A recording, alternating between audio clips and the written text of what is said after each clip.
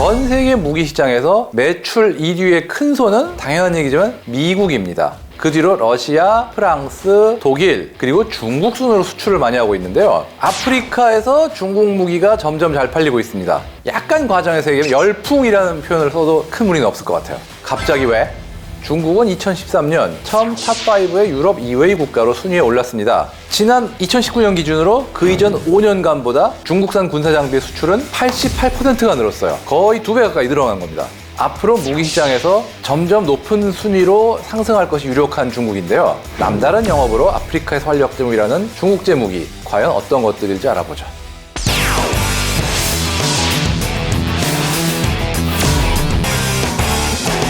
중국은 예전부터 아프리카에 대해서 나름대로의 경제 원조나 군사 원조를 해온 나라예요. 예전부터라 하시면 냉전 시대부터죠. 왜냐하면은 소련하고 사이가 틀어진 다음에 중국이 나름 우리가 공산주의 종주국이다라는 어떤 그런 시기의 정책을 하면서 소련만큼은 아니지만 그래도 나름 혁명 수출 전략을 하면서 경제 원조라든가 무기 수출 이런 걸 했어요. 다만 그때 중국이 수출한 무기들이라는 게 소화기, 박격포 이런 종류가 중심이다 보니까 그걸 받은 나라들은 많은데 매출은 정말 미미했던 거죠. 아예 공짜로 주는 것도 많고. 그래서 실제로 아프리카에 중국제 AK 소총은 없는 나라가 드물 정도예요. 아프리카 국가 3분의 2가 중국제 무기를 사용한다. 사실입니까? 맞습니다. 지금 아프리카 대륙에 51개국이 있는데 많기도 하다. 51개국 중 35개국, 68%가 크고 작은 중국산 방산 장비를 사용한다고 하는데요. 특히 2005년 이후에는 10개국이 중국산 무기의 신흥 고객이 됐다고 합니다. 이 10개국은 중국 해군 기지를 받아들인 지부티를 비롯해서 나이지리아, 알제리아, 앙골라, 카보베르데, 차드, 적도기니, 가봉, 우간다, 가나 등인데요. 그간 아프리카 내전에서는 미국제나 러시아, 유럽제보다는 저렴한 중국제가 쓰이는 경우가 제법 있었던 게 사실이에요. 그렇기에 지난 10년간 중국이 아프리카에 무기를 수출했다. 그 자체는 사실 특별하지가 않아요. 근데 중요한 거는 수출 품목이에요. 무인기, 전차, 군함, 심지어 항공기 이런 첨단 장비로 전혀 바뀌고 있습니다. 이게 사실 주목할 만해요.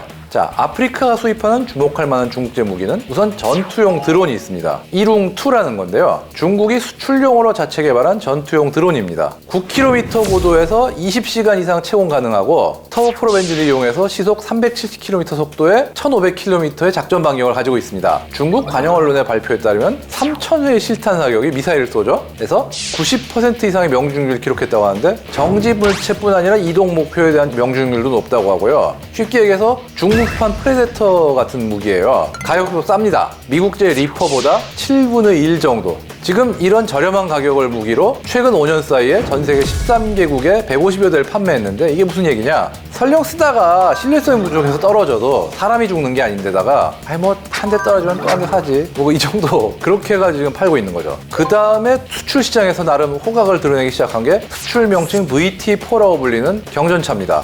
VT4 전차는 이미 태국 및 파키스탄 등에서 상당한 높은 평가를 받은 중국제 주력 전차입니다. 지난 2020년 4월 나이지리아에도 VT4 주력 전차, SH5 105mm 차륜 자주포, 그리고 ST1 대전차 차량으로 구성된 17대 차량군을 수출해서 인도했습니다. 2019년에 중국과 나이지리아는 지원 및 훈련까지 포함해서 1억 5천만 달러어치의 무기를 계약했는데요. 이 VT4 전차는 125mm 활강포, 12.7mm 중기관총을 갖춘 원격 조종 총탑, 7.6mm 공축기관총 등을 운용했는데 실은 이게 얼마 전에 실전에 운용을 했어요. 지금 나이지리아도 그렇게 안정된 나라 아니고 자국 내 무장 세력들이 많이 있는데 이 무장 세력을 공격하는데 중국서 수입한 전차와 자주포 등이 동원돼서 뉴스에 나왔어요. 큰 뉴스는 아니었지만요.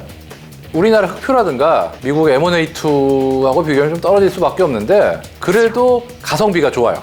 복합장갑, 방함장갑 들어가고 어쨌든 3세대 주력 전차급이고 그러니까 구식 전차를 갖고 있던 나라들이 그거 대체로 쓰기에 나름 경제적인 선택 다 결국 가성비죠. 적어도 20년 전에 서방 측 수준은 되지 않겠냐는.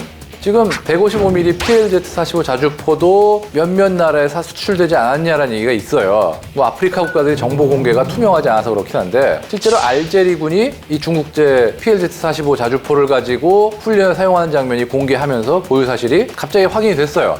그러면 상당히 많은 무기 체계들이 이미 나갔다. 그렇죠. 여기에 대해서 어떻게 봐야 될까요, 이게? 중국이 그냥 무기만 수출하려고 이러는 게 아니에요. 중국제 무기의 수입이 늘어나는 동시에 특이한 현상이 발견되고 있습니다. 아프리카의 수많은 나라들에서 중국 업체들이 철도, 통신, 도로 등 인프라 구축에 열심히 뛰어들고 있어요. 혹시 이게 무기와 인프라를 함께 공급하는 1+1 전략일까요? 이게 실은 중국의 1대1로 정책입니다. 한마디로 중국, 중앙아시아, 아프리카, 유럽을 연결하는 현대판 실크로드 정책인데요. 중국을 중심으로 하나의 띠를 연결해서 아프리카의 경제 지원, 군사적 지원을 통해서 중국과 유럽을 잇는 중간기지로서 아프리카 대륙에서의 주도권을 지기 위한 어떤 노력입니다. 실제로 2017년 8월에 유럽으로 통하는 관문인 홍해 입구에 있는 아프리카 지부티 공화국에 사상 처음으로 해외 군사기지를 확보했죠. 이에 미국 등 서방 국가들은 군사적 영향력 확대라고 예의주시하고 있습니다. 사실 이런 정책 때문인데요. 사실 중국의 방위사업체들은 다양한 인프라 만드는 통신회사, 건설회사, 철도회사 이런 거와 같은 계열인 경우도 많고 꼭 계열이 아니더라도 중국에서 국가적으로 이걸 수출하는 나라에 이것도 제공하는 어떤 이런 식으로 통합해서 영업을 하는 경우가 많다 보니까 이게 결국은 어떤 형태로든 무기 수입과 인프라 투자와 건설이 연계가 돼요. 예를 들자면은 중국제 무기를 수입한 나라가 대금 결제가 여의치 않을 때 중국이 투자했던 시설을 장기 임대해서 준 군사기지를 확보한다든가 이런 경우가 있죠. 실제로 중국 방산업체들은 아프리카의 콩고나 수단 등의 에너지 자원 국가들을 진출해서 중국과 무기를 팔 때 어떤 인프라 사업과 패키지로 팔고 있다고 합니다. 해당 국가의 군을 중국제 무기로 무장시켜서 현지에 진출한 방산업체와 인프라 건설업체의 보호작전에도 활용한다고 합니다. 이게 가능한 이유는 첫 번째, 미국과 달리 원천 기술 유출에 덜 민감해요. 어차피 중국도 서방 측에서 만든 어떤 최첨단 기술보다 한 단계 떨어진 거를 많은 경우는 아예 외국에서 훔쳐온 경우이기 때문에 그러다 보니까 원천 기술 유출에 별로 안 민감하고 심지어 해당 국가의 무기 생산, 제조 공장을 차려서 생산에 들어가면은 기술 이전 및 제휴까지 정말 인심 좋게 해주는 편이에요. 그리고 또 여기서 더 무서운 게 지불 조건이 굉장히 좋아요. 그냥 가격을 인하해주는 정도가 아니라 우리 돈 없는데 그러면은 빌려줄게. 근데 우리가 이자 낼 돈이 없는데 무이자. 아니 아무리 무이자라도 이거 돈 없어서 할부 좀 길게 해주면 안 될까요? 길게 해줄게. 한마디로 얘기해서 무기가 일종의 트로이의 목마인 거예요 지금. 이런 식의 중국의 아까 말씀하신 1대1로 이 정책을 어떻게 가야 할까요?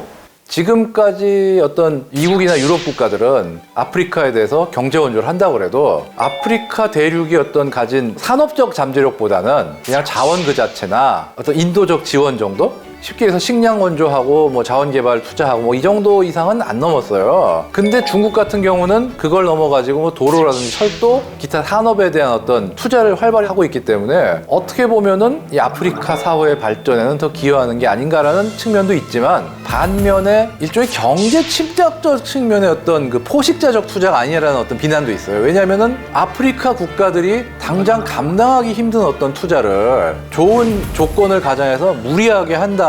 그 다음에 이 나라들을 빚더미에 앉게 해가지고 경제적으로 종속을 시키는 면이 있거든요. 그리고 결과적으로 진짜 이 나라들이 그런 투자를 해서 예를 들면 우리나라가 옛날에 60, 70년대 경제개발 해가지고 지금같이 올라온 어떤 그런 경제적 기적을 이룰 수 있냐 그러면 그 가능성도 쉽게 보이진 않고요. 그렇기 때문에 논란이 굉장히 심한데 어쨌든 확실한 거는 지금 아프리카 국가들에서는 돈을 빌려서 투자한 게 상환이 힘드니까 100년 단위로 중국에 임대해버리고 이런 식으로 결국 중국한테만 좋은 거로 가는 거 아니냐라는 어떤 그런 비난도 있어요, 실제로.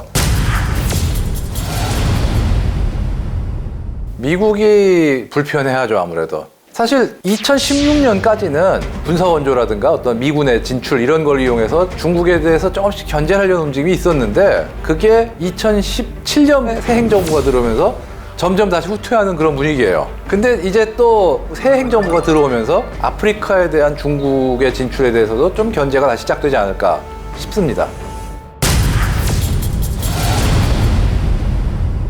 사실 이게 우리 입장에서도 좀 껄끄러운 게 우리도 지난 10년간 아프리카에 대한 방산 수출에 꽤 공을 들였거든요. 대통령이 아프리카 관련해서 역대로 많이 갖고 공도 많이 들였는데 아프리카가 못 산다고 무시할 게 아니라 잠재력이 많은 땅입니다. 그런 면에서 지금 그래도 우리가 지금 한류를 통해 가지고 BTS가 여러 나라에 기부를 했다 이런 얘기도 하고 있으니까 이런 한류 문화를 토대로 그래도 어떤 중국의 진출에 어느 정도 견제를 할 수 있지 않을까라는 살짝 국뽕이 들어간 생각을 해보면서 마무리를 하겠습니다.